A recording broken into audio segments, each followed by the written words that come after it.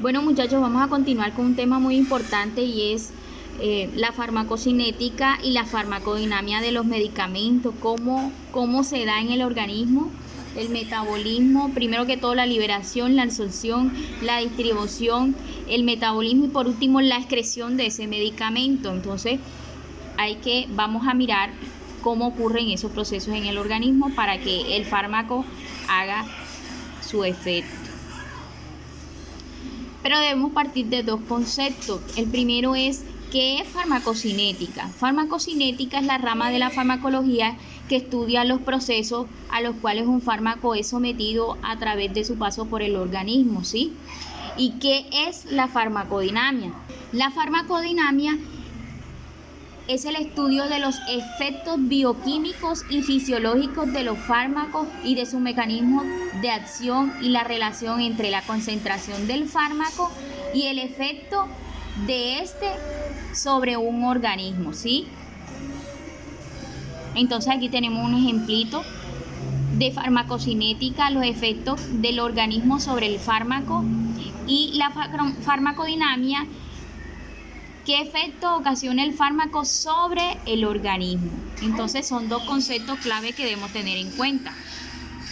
Entonces vamos a hablar sobre la farmacocinética y los principios, ¿sí? Entre ellos encontramos primeramente la liberación de ese fármaco, la absorción, la distribución, el metabolismo y por último la excreción de ese medicamento. Pero hablemos un poco sobre la liberación de ese medicamento, ¿sí?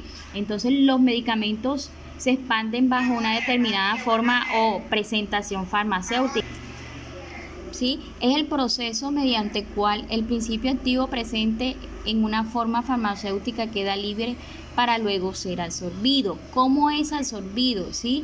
Primero tiene que liberarse ese fármaco, ¿sí? El fármaco debe separarse del vehículo. ¿Se acuerdan que hablábamos del principio activo y del vehículo que viene siendo el excipiente con el que ha sido preparado dependiendo de la fórmula o de la forma de presentación de ese medicamento, ¿sí? Y a través de esos procesos ocurren tres procesos para que se pueda dar la liberación de ese fármaco en el organismo, que son el proceso de liberación, ¿sí?